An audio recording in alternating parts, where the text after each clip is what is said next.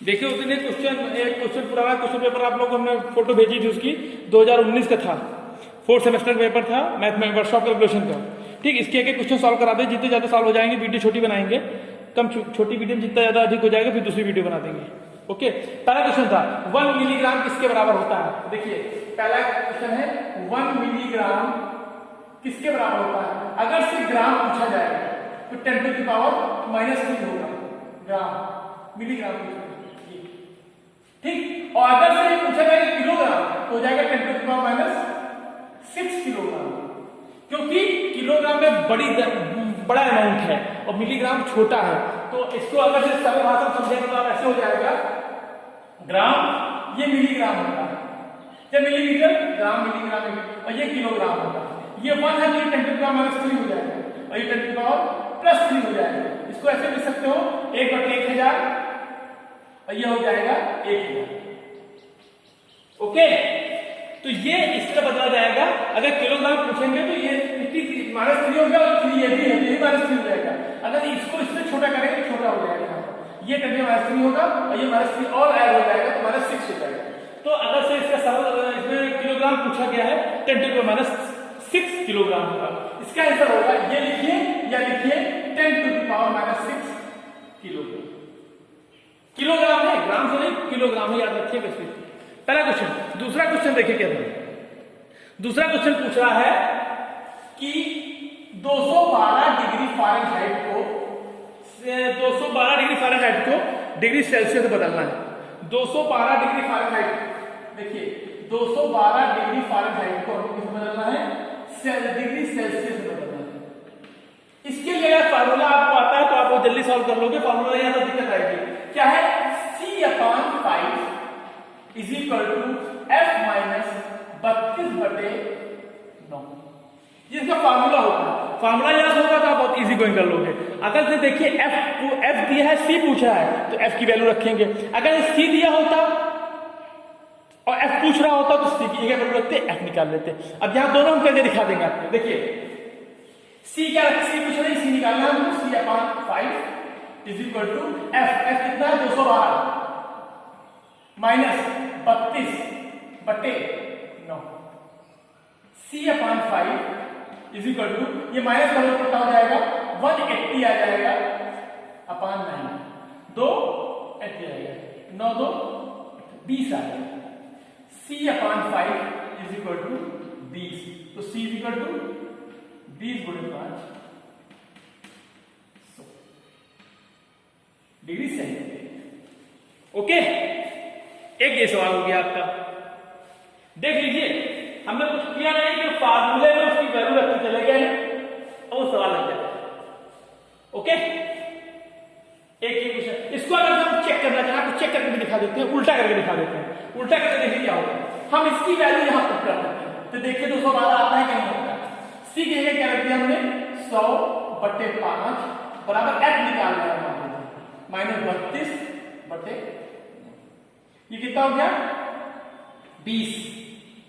ये यहां मल्टीप्लाई हो गया, 20 × 9 कितना हुआ, 180 बराबर F - 32।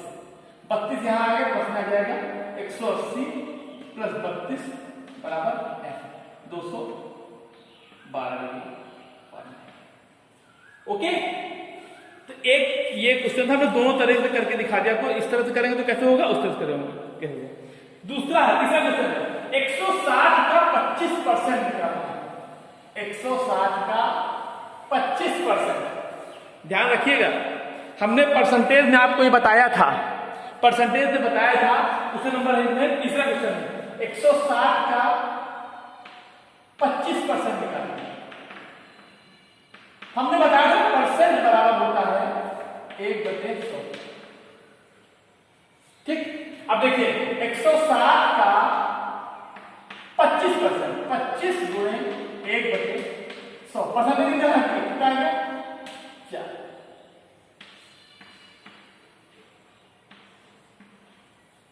160 का 25% कितना हुआ, 40। 25% मतलब होता है 1/4 भाग, 1/4वां भाग, मतलब किसी चीज का चौथाई भाग को क्या कहते हैं, 25% कहते हैं। ओके, दूसरा तीसरा क्वेश्चन, ये भी सरल क्वेश्चन था। यह 2019 का पेपर सॉल्व करा रहे हैं, 2019 का पेपर है, फोर्थ सेमेस्टर में आया था सॉल्व कैलकुलेशन।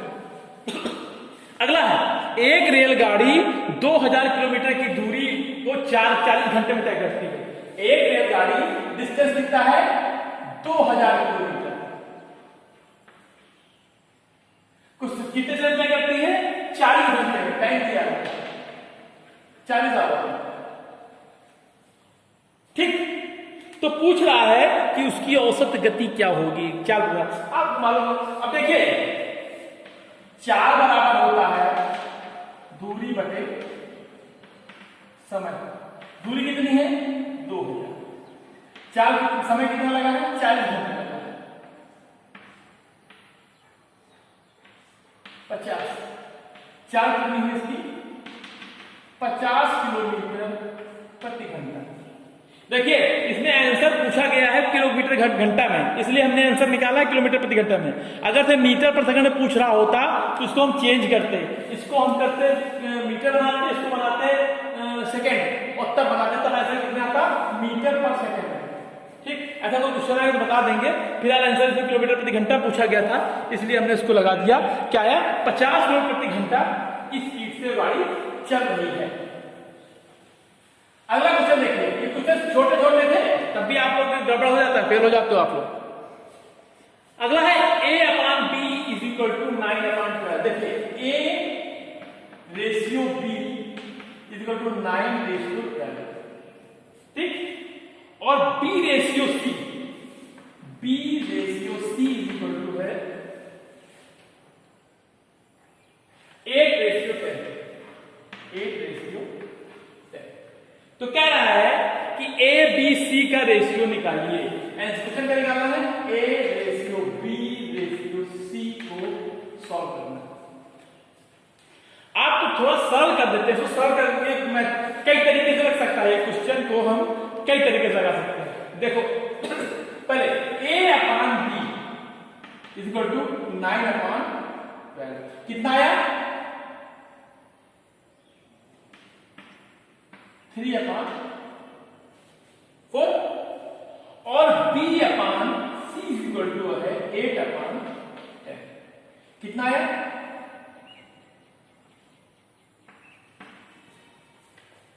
4/5 डिवाइड करके 2 से भाग कर दिया, 2 5 10, ठीक है।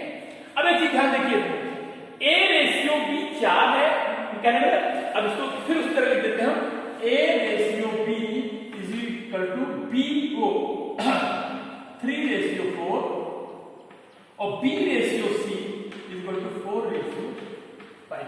इसका मतलब यह है कि 4 जिसको B जो इसको फॉलो कर रहा है, जब B 4 था तब A 3 था, और यहां B 4 था तब A C 5 था। तो क्या हुआ B यहां कॉमन है और यहां भी कॉमन है, इसका तो रेशियो सही चल रहा है, और तब इसका रेशियो हो जाएगा 3/4। B कॉमन है ना, इसलिए B/C रेशियो ये क्या हो जाएगा, ये हो जाएगा। इसके बाद है 4096 का वर्गमूल निकालिए। पूरा देख लीजिए एक बार, सारे क्वेश्चन लगा के जितने अधिक से अधिक वीडियो बन जाएगी लगा देते हैं। 4096 का वर्गमूल निकालना है। वर्गमूल आपको बता चुके हैं, 96 का वर्गमूल निकालना है।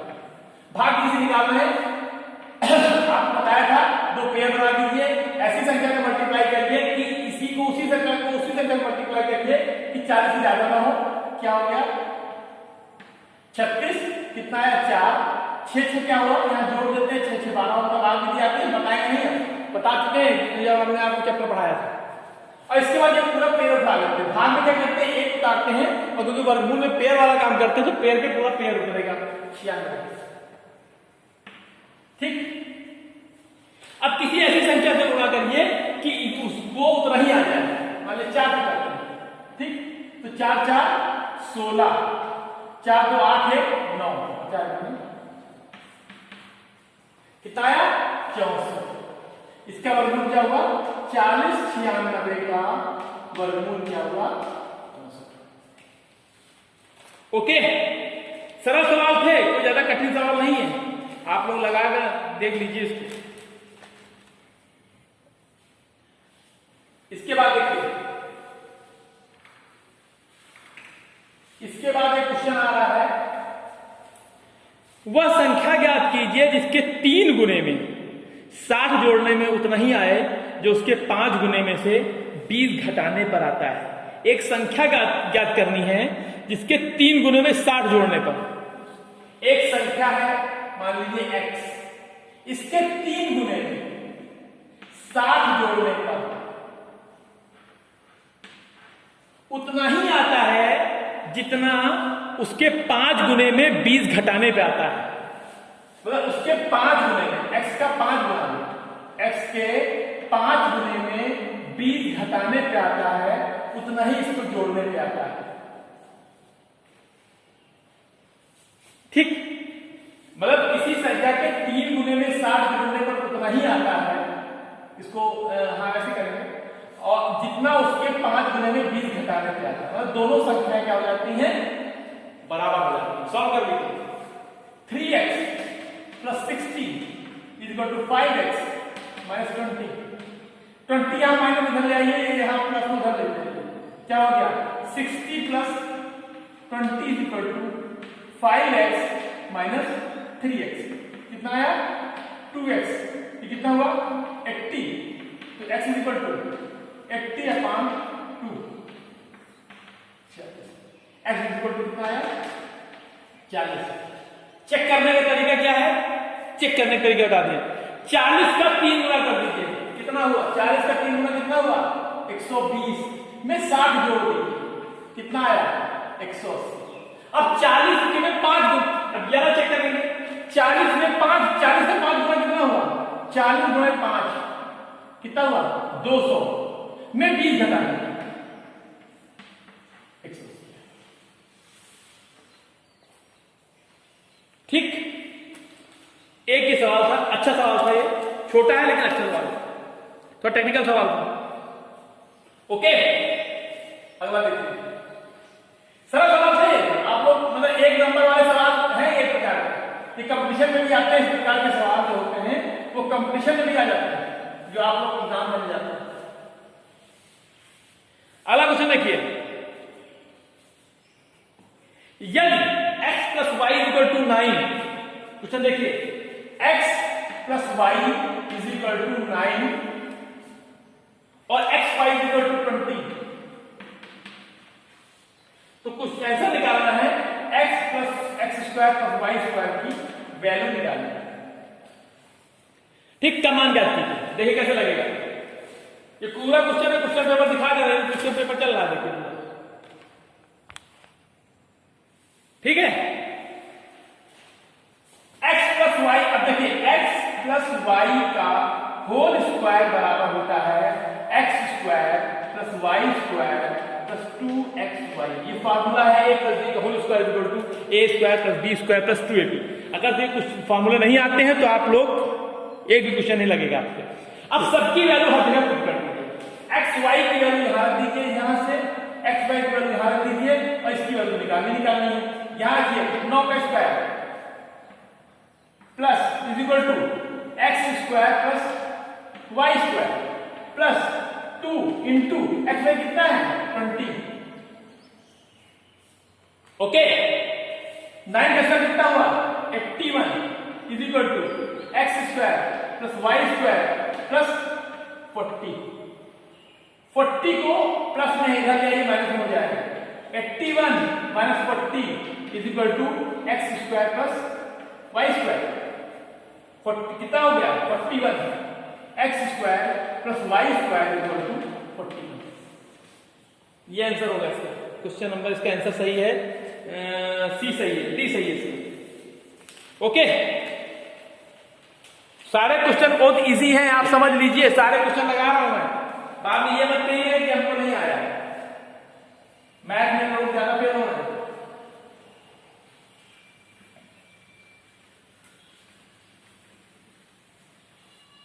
ठीक, अगला क्वेश्चन है अगला क्वेश्चन है P माइनस 3। देखिए इसने क्वेश्चन दिया है P upon 3 minus P upon 4 is equal to P upon 6 plus 1 में क्या निकालना है? P की वैल्यू कैलकुलेट करनी है।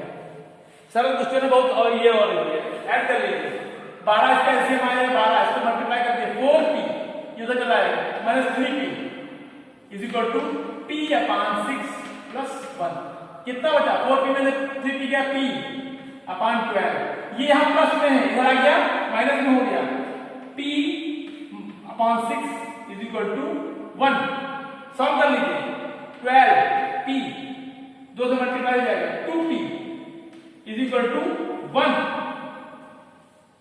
ठीक ये 12 है उधर चला जाएगा मल्टीप्लाई हो जाएगा उधर चला जाएगा क्या हो जाएगा? P minus 2P is equal to 12। P में से क्या हो गया? P घट गया minus P is equal to 12 तो P is equal to minus. Okay एक ये क्वेश्चन था इसमें कैलकुलेशन समझ लीजिए क्या किया हमने। इसने पहले इसको ये माइनस था इसको कैलकुलेट किया इसका एलसीएम आ गया 12 4 यहां चला गया 3 यहां चला गया 4P minus 3P is equal to P upon 6 plus 1 ये तो दिया हुआ है। इसमें 4P में से 3P गया कितना बचा? P बचा 12 ये P plus 6 P upon 6 plus 1 था P अपान 6 यहां प्लस में चला गया माइनस में हो गया क्या हो गया? P अपान 12 माइनस P अपान 6 12 इसका एलसीएम आ गया 12 लगे 6 तो 12 ऐसे हो गया 2 से मल्टीप्लाई इसको किया था तो 2 से मल्टीप्लाई इसको भी करेंगे 2P हो गया इज इक्वल टू 1 ये 2P 12 यहां डिवाइड में है उधर चला गया मल्टीप्लाई हो गया 1 से 12 डिवाइड मल्टीप्लाई हो गया कितना 2P minus P LCM minus हो गया 2P से P गया माइनस P बचा इज इक्वल टू 12 तो P is equal to minus. Okay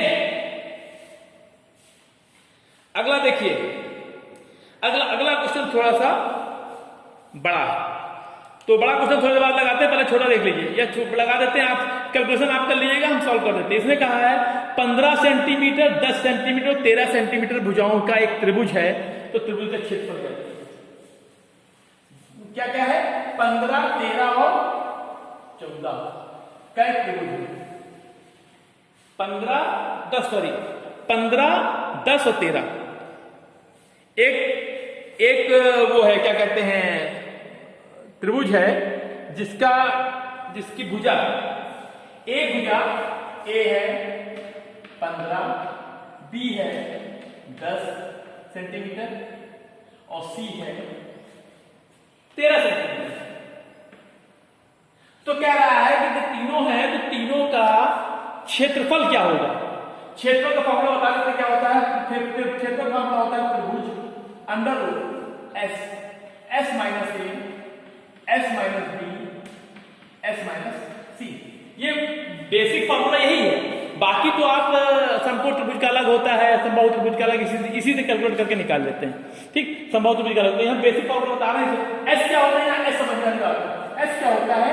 A plus B plus C अपान 2 होता है S बराबर ये थोड़ा समझिए S बराबर होता है A plus B plus C अपान 2 तो S निकाल लीजिए पहले क्या हो गया 15 प्लस 10 प्लस 13 अपान 2 कितना हुआ 5 3 8 1 2 3 अपान 9 ठीक कितना है 19 S बराबर क्या आया 19। अब त्रिभुज ये त्रिभुज का क्षेत्रफल है तो इसे लिखा जाता है 19 माइनस 15 अगले ब्रैकेट में 19 माइनस 10 और 19 माइनस 13 सॉल्व कर लीजिए 19 गुणे ये 4 आया ये आया 9 ये आया 6 ठीक। अब इसको कैलकुलेट करके इसका वर्गमूल आप लोग निकाल लेंगे वह इसका आंसर है। ये हमको मेन आपको ये बताना था इस फॉर्मूले से ये सॉल्व होगा। अगला है गोले के आयतन का सूत्र। ये तो होता है 4/3 पाई आर क्यूब तो पता ही होगा इसको बताने की आवश्यकता है। ठीक गोले का आयतन बराबर होता है 4/3 पाई आर क्यूब तो उसको लिख लीजिएगा आप लोग, इसको तो आप क्या लगाएंगे। अगला है एक पिरामिड जिसका आधार वर्गाकार है कितने पृष्ठ होते हैं। अब ये समझने वाली चीज है थोड़ी सी। एक पिरामिड और बेलन हमने और शंकु तीनों बताए थे, प्रिज्म तीनों बताए थे आपको। पिरामिड क्या होता है, पिरामिड पर समझा दे क्या होता है। पिरामिड क्या होता है कि जो भी उसका बेस होता है वो एक पॉइंट पर सारे कॉर्नर से वो पॉइंट जुड़ा होता है। ठीक, एक कोई बेस होगा, बेस त्रिभुज भी हो सकता है, चतुर्भुज भी हो सकता है, वर्गाकार भी हो सकता है, आयताकार, पंचभुज, कोई भी हो सकता है। तो उसके जितने कोने होंगे, कॉर्नर होंगे, वो किसी एक पॉइंट मिलेंगे, उसे कहते हैं पिरामिड। अब एक पिरामिड बता देते हैं। इसने कहा है वर्गाकार, आयताकार, वर्गाकार पिरामिड का आधार वर्गाकार है, उसमें कितने तल होंगे, बेस फेस कितने होंगे। फेस का मतलब होता है तल, तल का मतलब जैसे मान लीजिए ये है तो इसमें कितने तल है, एक ये तल है, ये तल, दो तल है। ठीक है, चौकोर अगर 11 देखेंगे, ये आपका देखिए इसमें कितने तल है, एक तल ये है, एक ये है, इधर है, इधर है, चारों तरफ पांचों तरफ होता है। ठीक है, तो उसी तरह आयताकार प्रिज्म में कितने तल होंगे ये समझने वाली बात है। पहले हम प्रिज्म बना देते हैं। मैंने कहा था चारों कॉर्नर से ये जुड़ा होता है, एक पॉइंट होगा तो इससे जुड़ा होगा, इससे जुड़ा होगा, इससे जुड़ा होगा और इससे जुड़ा होगा। अब इसमें कितने तल है, ध्यान देखिए 5 तल है। एक ये पीछे वाला, एक ये आगे वाला, एक इधर वाला, एक इधर वाला और एक नीचे वाला। कितने तल हो गए, 5। ठीक, पिरामिड कोई भी होगा उसका जो आधार होगा उसमें +1 अगर से ऐड कर देंगे तो वो पिरामिड के उसके क्या कहते हैं उसको, पृष्ठों की संख्या होगी। जितने, अगर पंचभुज होता तो 6 पृष्ठ होते, 5 साइड वाले और एक नीचे वाले। त्रिभुज होता तो 4 होते हैं, त्रिभुज दिखा देते हैं आपको। ये त्रिभुज है, इसका पिरामिड बनाते हैं, एक ये गया, एक ये गया और एक ये गया। कितने तल बने, एक इधर वाला, एक ये वाला, एक ये वाला, एक नीचे वाला। तो जितने तल होंगे उतना ही उसके वो होगा, क्या कहते हैं, उतने पृष्ठ होंगे, उतने +1 जोड़ देंगे। ठीक, बाकी एक फॉर्मूला दिया हुआ है cos 1 + tan square theta cosec square theta, radian का मान 180 है। हाँ, एक और क्वेश्चन है, ये भी देख लीजिए। इसको मिटा देते हैं, एक क्वेश्चन और।